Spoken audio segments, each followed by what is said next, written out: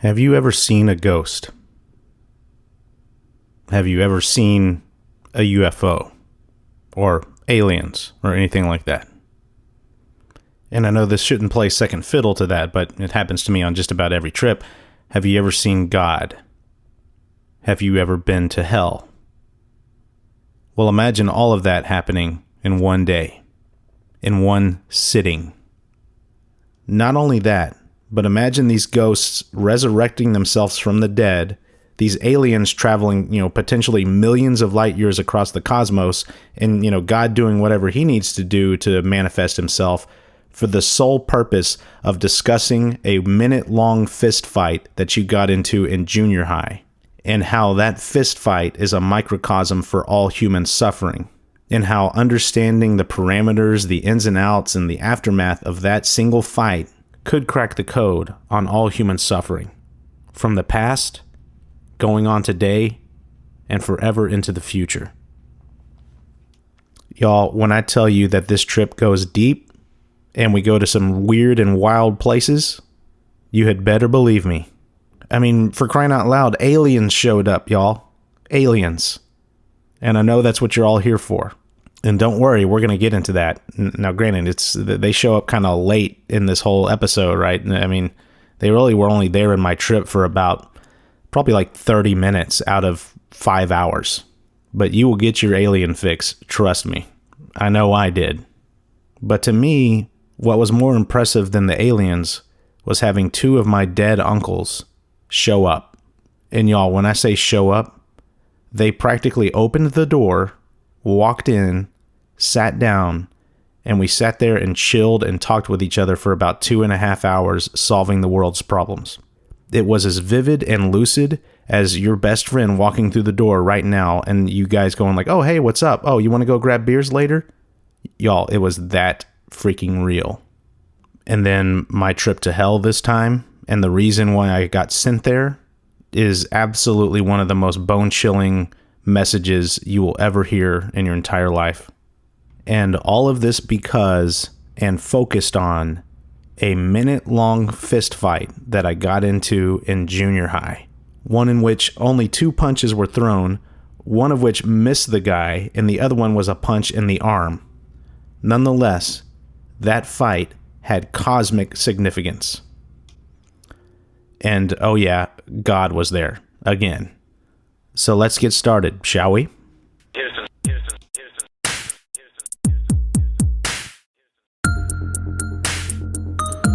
Welcome to my journey through the Pantheos. Trip 8. Our scars are important. Steve, got a good picture of fireflies. We're still looking at it. I was strolling on the moon one day. Roger roll, Discovery.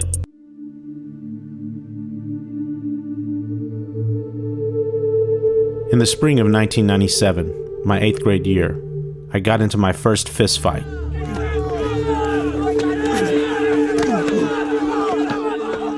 A fight that would last in total, from the initial kind of verbal jabs at the beginning to the taunting after the fight. A total of about 1.5 minutes, 2 minutes, something like that tops. The actual physical altercation lasted anywhere from about 20 to 30 seconds at most. And it was during this physical scuffle that I received a scar in the form of a broken hand. And although I was the most physically damaged party in the fight, directly after the fight, when the smoke was clearing, I inflicted emotional damage on my fellow combatant. Damage that would lead to a different kind of scar, an emotional scar.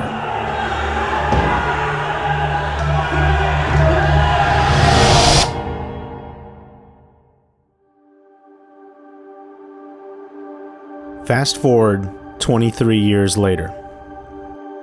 This is going to be a good trip. It's going to be an awesome trip. I am sitting in my upstairs bathroom having just taken 7 grams of golden teacher mushrooms. I'm gonna get some answers that have been evading me. Bombs away, y'all. And waiting for God to appear like he always does. Okay, let's do this. And about an hour and a half into the experience, he did just that. There is definitely a presence there. And after a brief reacquaintance, welcome back.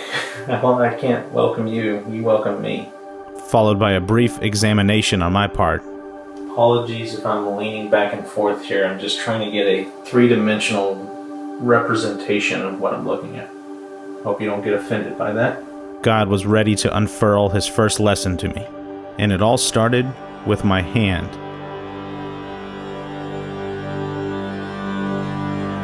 I found myself staring and focusing intently on my right hand, in particular my right palm.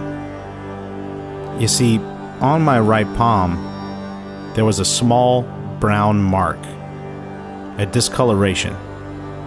It was the result of a blood blister I had gotten about 2 weeks before that and had since healed. And I couldn't figure out, of all things, why God wanted me to focus on this random, harmless discoloration on my palm. So I asked God a simple question, a 3-word question. Is this important? And I received an equally simple answer, a 4-word answer, and one that was so powerful, it not only made me instantly sob uncontrollably, but changed my life forever. Our scars are important.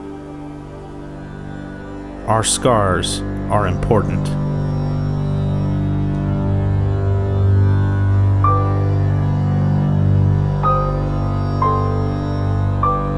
You see, that perfect sentence from God was not referring to physical scars. Physical scars are merely a symbol of the true meaning. What God was referring to was emotional scars, the scars that matter most, and the scars that truly change us. The grouping of these 4 words together was the most beautiful thing I had heard in my entire life, because it was a release. It was an acknowledgement from God that he gets it, that he understands. It was as if in the moment God put his arm around me and said, "It's okay." All at once, every emotional scar I had ever received in my entire life came pouring in like a flood. Each drop of water, a different memory, a different scar, and I was breathing them all in. But instead of drowning, with each drop, I was healing. And soon, the flow was reversed in the form of my tears. I sobbed uncontrollably, with every tear and every gasp for air being a release from a painful memory. But there was a problem. The scar that had initiated this release was not a scar at all. Scars are permanent, and there is a lesson to be learned from all of them. This discoloration on my palm fit neither of those criteria. Had God made a mistake? At that moment, I heard the words "go deeper" in my mind. And that's when I realized it wasn't the discoloration on my palm that God was wanting me to focus on. The true focal point was much deeper. Beneath that mark, beneath the skin, beneath the muscle and all the different tissues, was a broken bone. A broken bone I had received 23 years prior, and one that would be a fractal symbol for all human suffering. This one right here, this one will never go away for as long as I live. I broke that. You see, that fight was not only the first fight that I ever got into, but it was also the first and only time that I ever bullied somebody in my entire life. Legit. 8th grade. Hit somebody. I freaking hit somebody with my hand. Permanent scar. At that time in my life, 8th grade year, I myself was emotionally scarred. My parents were going through a divorce, and it was affecting me in ways that I neither fully appreciated nor understood. And although I was always a peaceful person, emotional scarring combined with puberty and the right confluence of events was a ticking time bomb.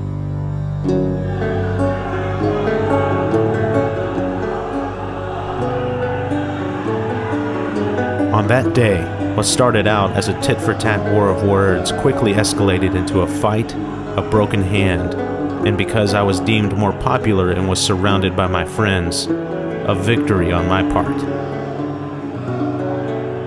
But victory wasn't enough. Because I viewed myself as the offended party, I wanted more. I wanted revenge.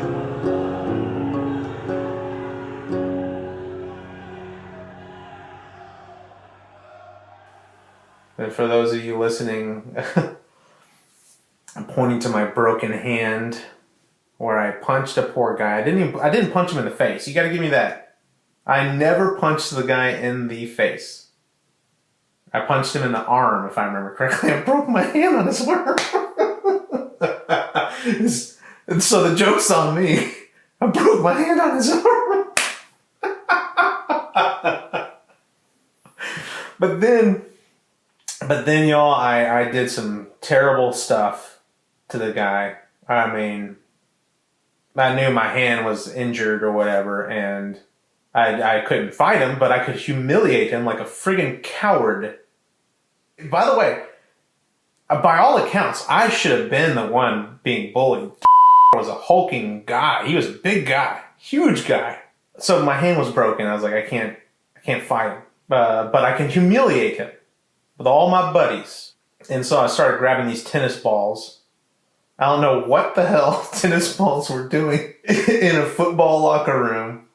Just started grabbing these tennis balls and just... Anyway, so after securing a nominal victory, I added insult to injury by not only lobbing tennis balls, but heinous insults at this poor kid. Anyways, I was throwing these balls at him, one after the other, just boom, boom, boom, boom. Just humiliating this guy. And while I was sitting there pondering what I had done on that day, something happened that happens on just about every trip. A part of my body moved against my will. It was as if God had taken control of my body in this game of charades to show me something. In this case, my foot involuntarily leapt off the floor and struck my knee, engaging the knee-jerk reflex. Well, why would I just suddenly hit myself? And the charade was complete. A reflex. It's a reflex, okay. The fight, my broken hand, and the bullying afterwards was a knee-jerk response. A reflex. It's a friggin' reflex. We're very reflexive. God was literally, y'all, to get the point across to my dumb ass, God was taking my foot, no joke, and slamming it into my knee, and it made me... It's so amazing, y'all. And then I reflexed. I mean, y'all heard it happen. Y'all heard it happen. Holy moly. Can I just... You heard that happen, y'all. It's a terrible thing to do to somebody. To take your scar out on someone else and create a scar for them. And that's what I did. I didn't know it at the time. I wasn't consciously aware of it. But what I did was take the pain from the emotional scar of the divorce of my parents and reflexively lash out and inflict that pain tenfold on someone else. My scar led to another, deeper scar.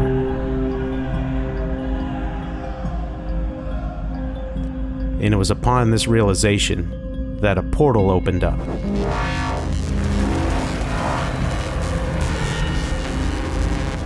A portal that was centered around my broken bone. I could see a window into all of humanity, from the beginning of time to the present, and forever into the future. I saw that all of the heinous things that humans do to each other, they are all reactions to scars, reflexes to stimuli, and it was all personified in my broken hand. But how did someone like me, someone who had never bullied someone before in their entire life, get so easily ensnared? I began my analysis by unpacking what the true definition of bullying is. Scientifically speaking, Darwinistically speaking, bullying is it's reinforcement of positive like survival traits. In short, bullying is a socially influenced evolutionary mechanism for signaling and reinforcing traits that are beneficial for survival. Being attractive is a big part of that. Being smart and funny, you can throw that all in there, right? How friggin' tall you are, I mean, you can go down the list. While diminishing traits that are detrimental to survival. Signals of strength, that's what it really is. It's signal, strength and all that stuff. And then you see something that doesn't fit into that equation. And it's in groups, which is where bullying is more prevalent, where the social interaction of bullying contributes to tribalism and mob mentality. And so you get into this herd mentality, ganging up on, and it's just a reinforcement. It just further bolsters we are strong and we are this and all this other stuff, and it feels good. You get like a little dopamine burst and stuff like that whenever you're bullying these poor people.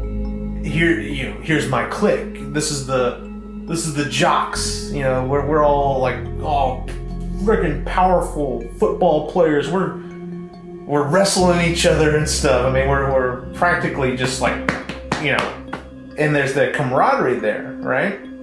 And you see something that...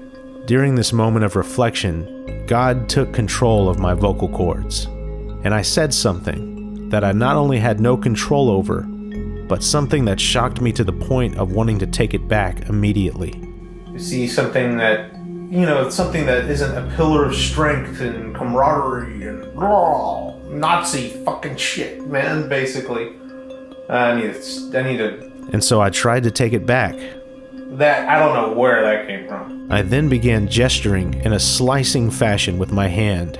Can we just cut that part out, what I just said there? I don't know where the fuck that came from. Starting from my chest and arcing up into the sky, completely oblivious to the fact that I was inadvertently pantomiming a Sieg Heil.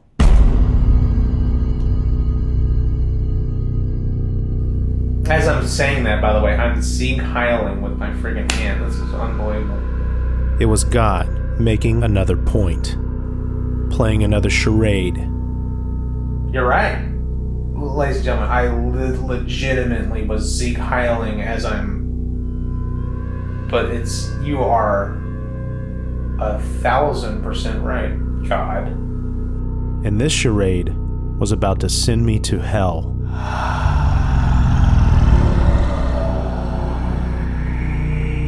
With God's intrusion of Nazis, I was now able to explore broader landscapes of bullying.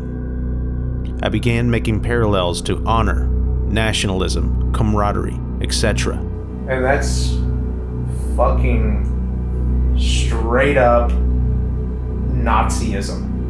Nazis, y'all. That's what we're dealing with. But I was beating around the bush. There was a single word, a simple 5-letter word that tied everything together. The scars, the fight, the broken hand, bullying, Nazis. When I eventually landed on the word that God was charading, I didn't realize that I had sealed my fate.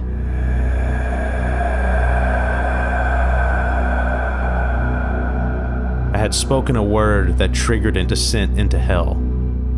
I was going off on this tangent about me and my stupid little fights.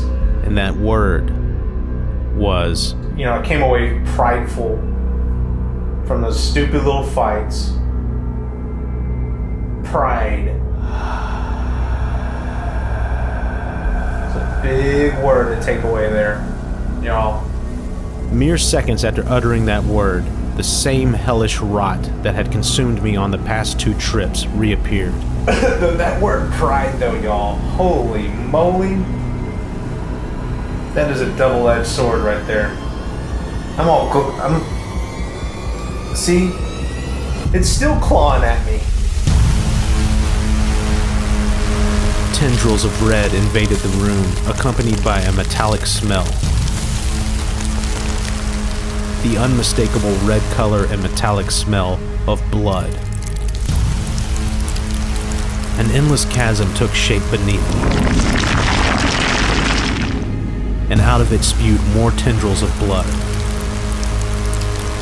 The tendrils quickly coagulated into a monstrous, gory arm, whose hand reached up high into the room, then promptly slammed down onto my throat, pulling me down into hell. Breaching the surface of this pit of blood, I could hear distant screaming beneath me, as if thousands of people were screaming their death scream. Still rotting from the inside out, and now in pure terror mode, I felt a sharp pain in my heart.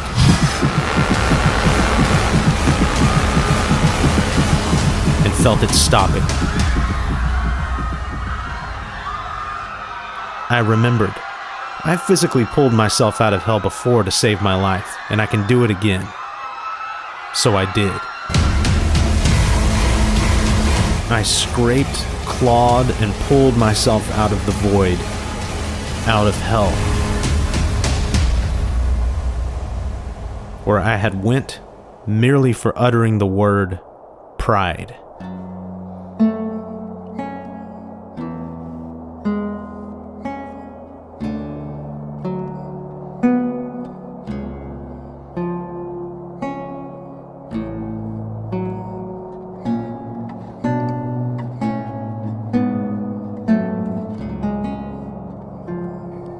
Is there a hell?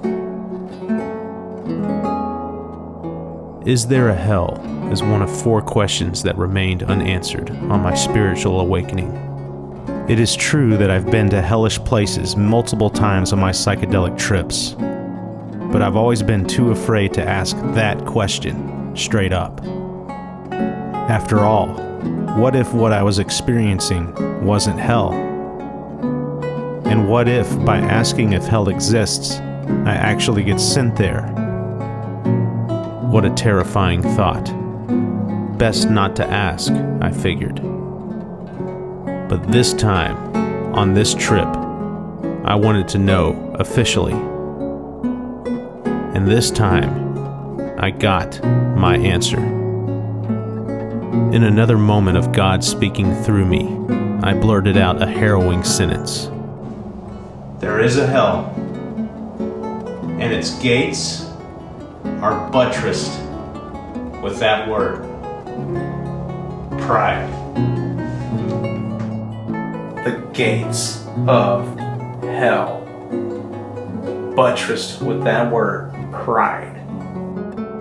It's a ghastly word. It's a ghastly word. Ghastly word, y'all. With blood still invading my eyes, I closed them and was greeted immediately with a waterfall. An immense waterfall made entirely of swastikas.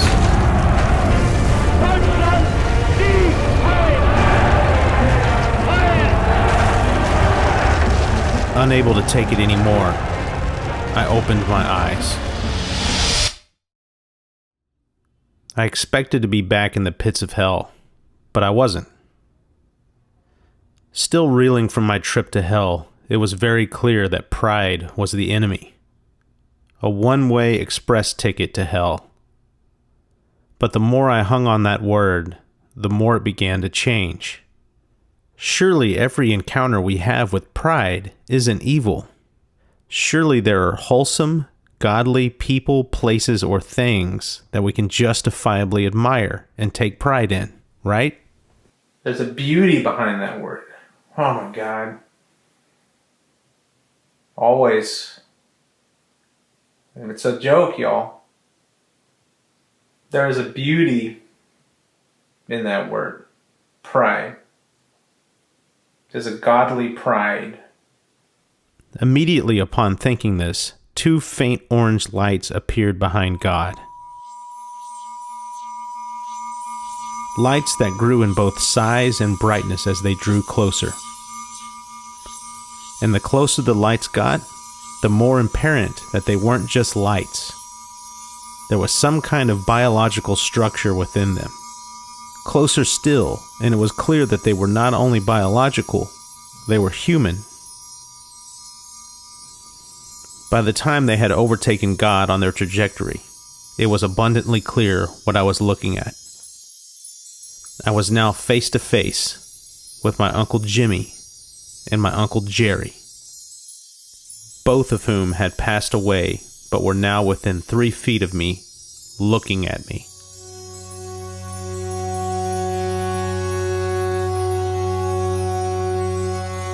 Aside from a magical ethereal aura which surrounded them, dark orange on top fading to dark blue at the bottom, the images of my uncles were rich, sharp, vivid, and unmistakably them. They were there, physically, in the room with me, and it was realer than real. As the assumed host of the party, I felt it necessary to introduce my uncles one by one to anyone who didn't know them. I started with my Uncle Jimmy, who had died 1 week prior. When we talk about pillars, we'll talk about my dearly departed Uncle. That man right there was a true champion, a bastion. That guy, I guarantee, had never picked on one person in his life. And in a gesture that would later become a running joke, I set my Uncle Jimmy aside. We're going to set him aside for a second, though.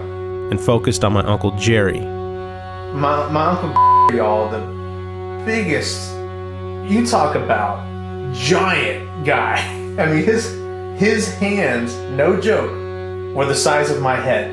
I am not joking around. It's practical joke funny how big this... It's all a joke, y'all. But, oh, man. My Uncle, what a great sweetheart guy that guy is, or was. He passed away. Terrible accident that befell him. And he couldn't be happier. A year before he died, my Uncle Jerry got into a boating accident and broke his neck. A giant, rootin'-tootin', bronco-busting, practical jokester teddy bear of a man with life erupting from every pore in his body, paralyzed. The guy could not move anything from below his ears, y'all. And he couldn't be happier. That guy never picked on anyone in his entire life. If he saw someone being picked on, that guy would stand up and say no. And same thing with my Uncle. Those guys would say hell no. They would stand up in the face of that with pride. After heaping praise and admiration upon my Uncle Jerry for about 15 straight minutes, I realized that I had unintentionally ignored my Uncle Jimmy, whom I had set aside temporarily. When I welcomed him back, I bore witness to the most amazing thing I had ever seen in my entire life. He's a giant metaphor. He's a giant metaphor for a reason, ladies and gentlemen. And I'm sorry that his giant presence has to... My poor old uncle... I set him aside. We're gonna do it. It's a joke. It's so... My uncle was like, hey, don't forget about me. He's trying to... My uncle now is like taking jabs. I I can see, y'all, listen to this. My Uncle is like, no, you back up. My Uncle is big, tall Texan. He always had his hat on. Man, isn't it crazy? I'm talking to you like you were right here. We hadn't missed a beat. Oh my God, this is unbelievable. It's just unbelievable, y'all. I'm literally looking at my... I don't think the two men have even met. My Uncle Bill, but now they're meeting. In this beautiful, glorious place called heaven and the afterlife. And let's listen to my voice echoing as I say that. Like, y'all, I literally just saw my Uncle big and strong again. He had went through a terrible accident. This unbelievably strong, amazing person had this terrible thing happen to him, and he couldn't feel anything. Basically, from the ears down, basically, couldn't be happier because of that. I'm pointing to God right there. Couldn't be happier. He's a giant metaphor for a reason, y'all. And I literally, the two men I don't think ever met. And I literally just saw them make an exchange. A humor exchange there. Uncle he's like, oh my God, this guy is huge. It's like, welcome. All I gotta say, y'all, is you guys are gonna have just a hoot hollering, steer wrestling. I mean, wrestled steers, man. I mean, he's a bronco busting. I'm saying it right now. I'm looking at you in the face, man. I'm looking at you in the face as I'm saying this. There is a heaven.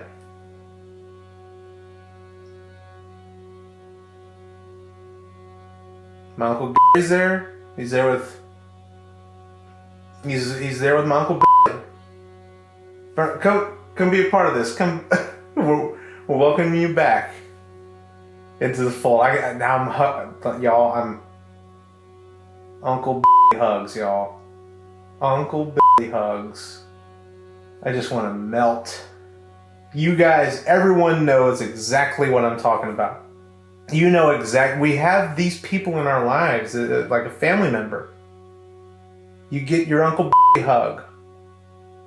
It rescues you. You're just like, oh man, Uncle come, you're back, man.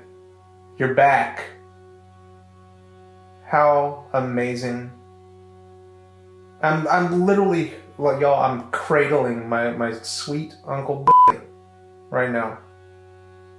With my Uncle Jerry now standing tall and proud in front of me, and my Uncle Jimmy now hugging me, I received a clear message from God that we were all part of a team in a war against evil. And just like a team, we all have a specific purpose, a designated task. It was clear the roles that my uncles played. My Uncle Jerry was the tip of the spear, the commando that met evil head on and steer wrestled it back down to hell from whence it came. He's the guy who steps in when someone is being bullied, sticks his giant finger in the bully's face and says, "You're gonna have to go through me to get to him."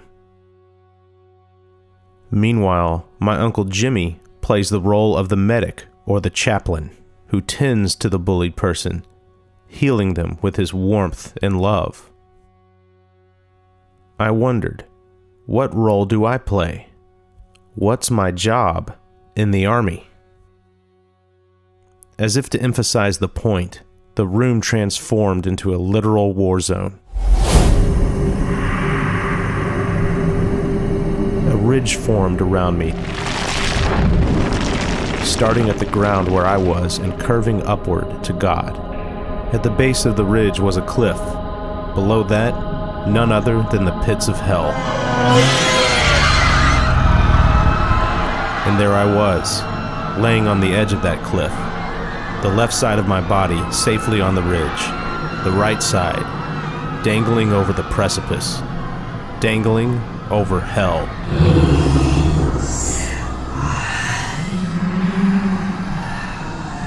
Tendrils of gore once more invaded the room, and again the rot began to consume me.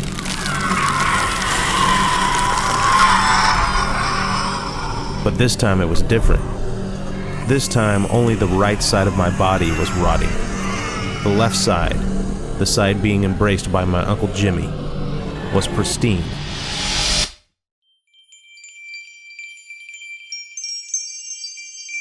But the right side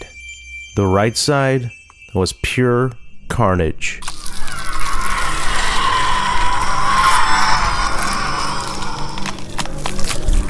I could feel with my hand pieces of my face missing. When I drew my hand back and looked at it, it was covered in gore.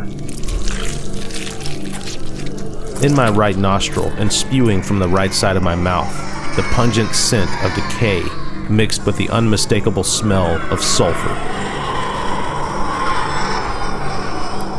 At this point, I am drowning in my own blood. But again, only the right side of my body.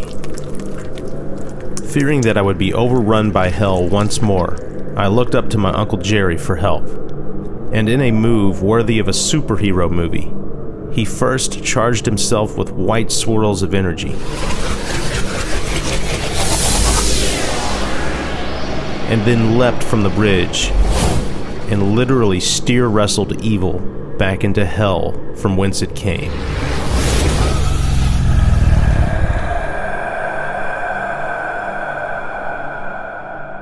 Overwhelmed with what I had just witnessed, I turned away from the cliff and towards my Uncle Jimmy. Holding him tight and looking past him, the wall of the restroom melted away, revealing the vast cosmos. Planets, stars, galaxies, nebula. But in the middle, a small, faint green light. A light that was slowly approaching me. As it drew near, I could make out more detail. What seemed like one light was actually 4 lights. 4 giant columns of green light, each of which pulsating with brighter flashes of radiant white light that shot upward through the columns. I had never encountered something like this before on my trips. This was different. There was something simultaneously biological and technological about what I was looking at. Something ancient. Something alien. By the time it got within 10 feet of me, I was certain that I was looking at an alien presence.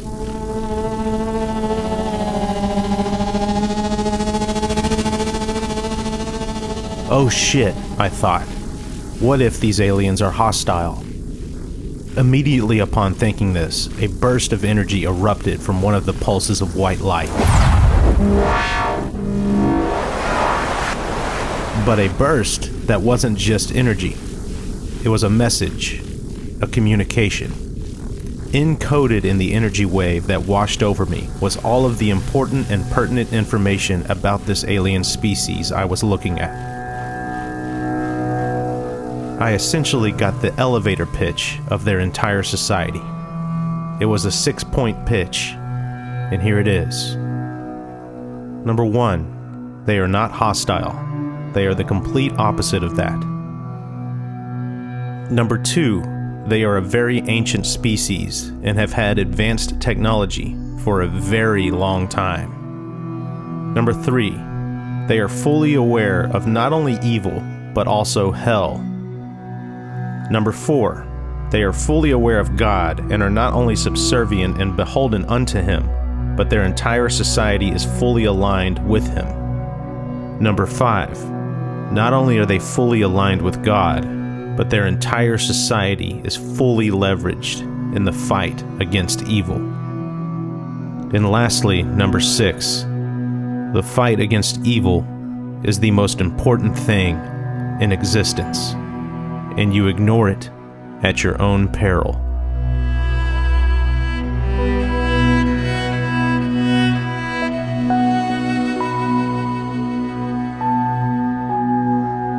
As their message was sinking in, the alien presence positioned itself below and in front of God.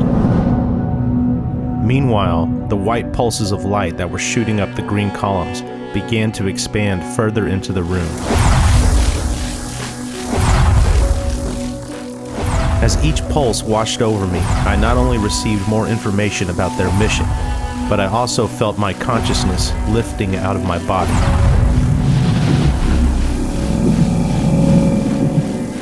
It was clear that they wanted to show me more, but there was a problem. Just like every other time that I almost left my body, I felt my heart stopping. It was clear that if I was going to see whatever they wanted to show me, I would have to die. So yet again, I resisted. And I'm actually glad that I did. As amazing as it would have been to see aliens, spaceships, and other planets, I can tell you that whatever they were about to show me not only wasn't going to be pleasant, but it is also the most serious thing in the entire universe. All I know is that it involved the struggle of good against evil, and is so serious that the entire universe was leveraged in the fight. And I am content with knowing that much. I didn't see it all, but I saw enough. And I can tell you that they are right. The struggle is the most serious thing that you can possibly imagine. As I was absorbing everything I just saw, the other wall to the restroom dissolved, exposing not only more of the cosmos, but another race of aliens who had the same mission and who were also fully aligned with God. It was at this moment that I realized I was looking at the complete army. Me and my uncles, soldiers in our tiny sliver of what we call reality. These alien races, soldiers in interdimensional hyperspace. And God, above all. We are all on the same team. It was then that I realized that we all humans, have a part to play. We all have an important skill to bring to the fight. And the only thing that doesn't belong is evil. For it is the very thing that we must fight. The very thing that we must align with God and fully leverage our society against. Evil is the enemy. After seeing the cosmic forces at play and knowing the stakes, I was hit with an overwhelming question. What do I do with the rest of my life? Furthermore, what are we all doing with the rest of our lives? It's all a charade, a song and dance, smoke and mirrors of what's really going on, the reality behind the scenes. What do I do with all this knowledge, I thought? And the answer I was given was to sit on it, to go through the charades and the pageantry of daily life, engage in the song and dance and the smoke and mirrors, do my bullet points, but do my homework above all else. And that's when it hit me. It all starts with what I have in my arms right now.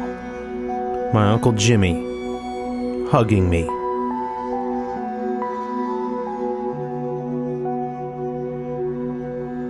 As if to highlight the seriousness, celestial streams of energy that resembled arms emanated from the alien presence. These arms were reaching for my phone, the same phone that was recording the interaction. It's amazing. It's actually quite amazing that I'm feeling these cosmic forces channel through me, checking my recorder here. The aliens were ensuring, double checking, that I was recording. They want to make sure I'm doing my homework here. Like they're checking. They just checked in. They're like, dude, did you capture this? What do you do?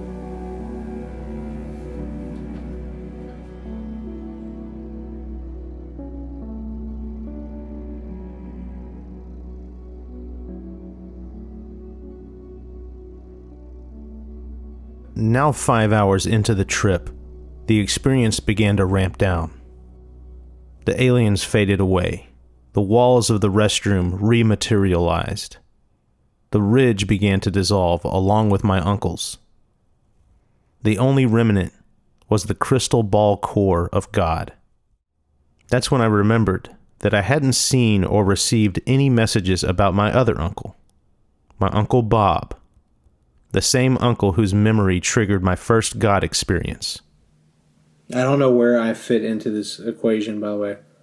I'm just a spectator at this point. I've been watching my Uncle just kick ass.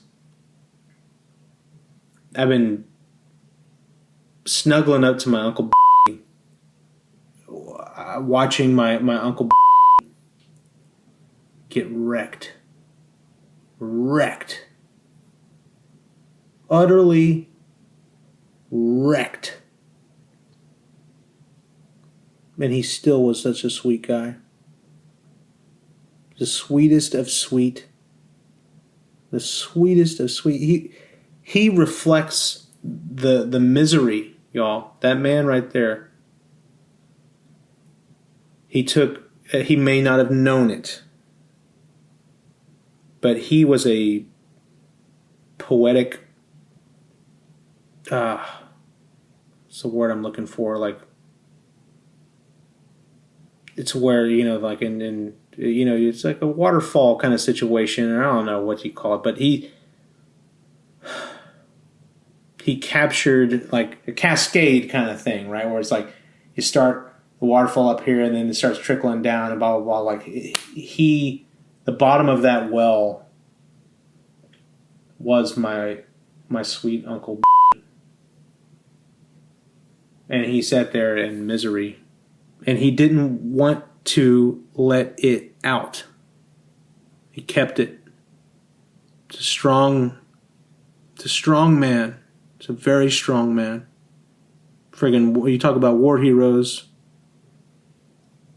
World War freaking II, y'all.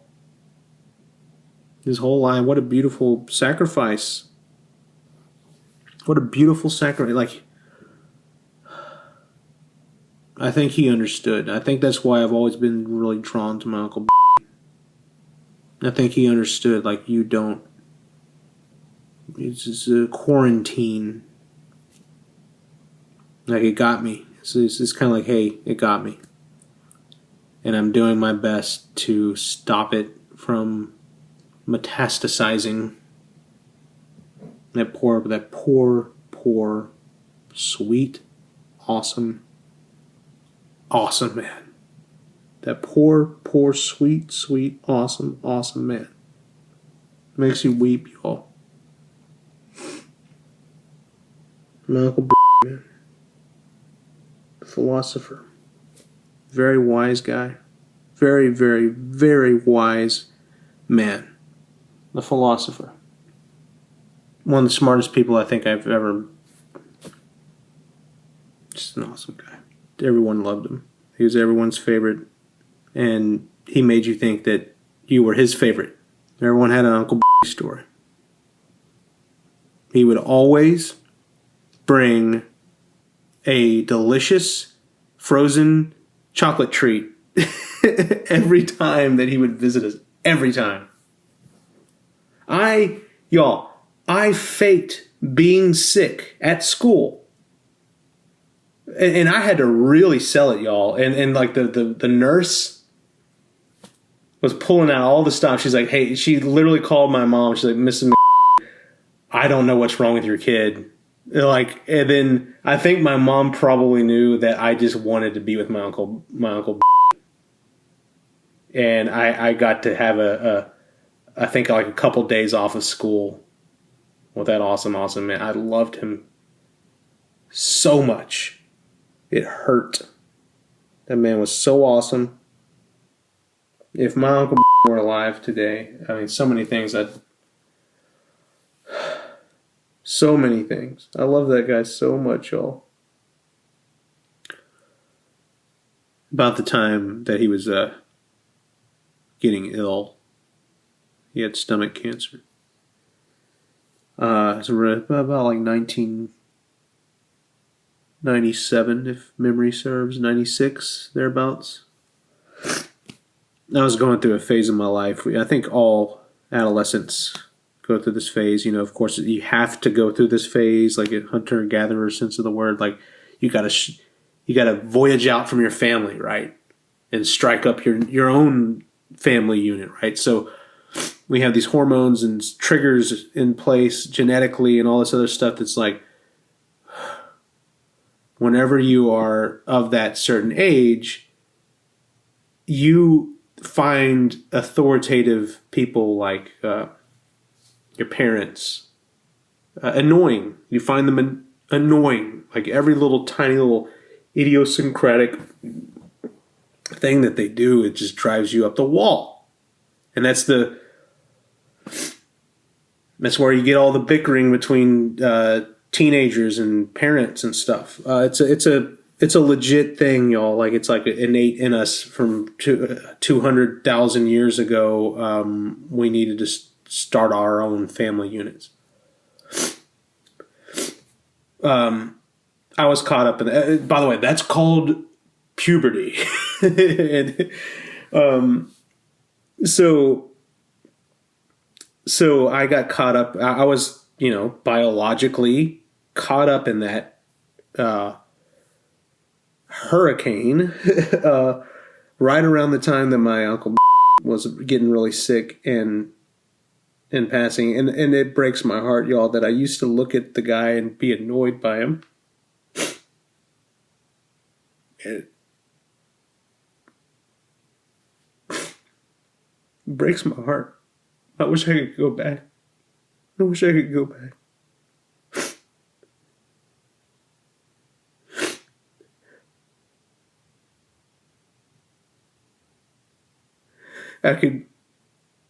All the times I was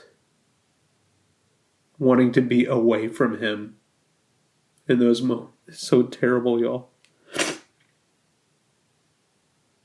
He was dying.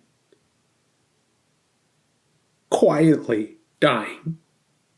On top of that, absorbing all of the pain and quietly dying. This poor man.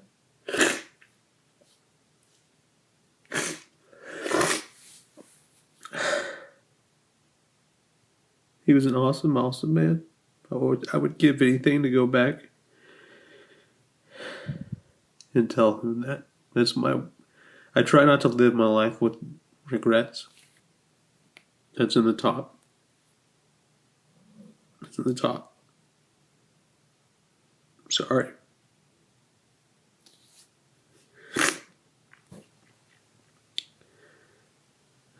I think that brought us all back home now, y'all. I think I'm out of this trip. It's amazing how my uncle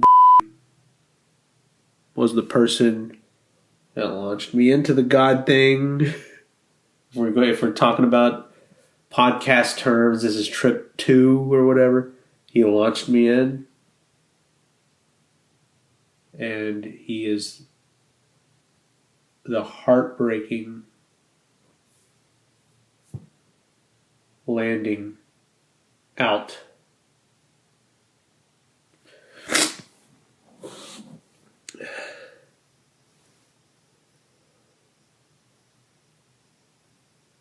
The philosopher. He's such a great guy.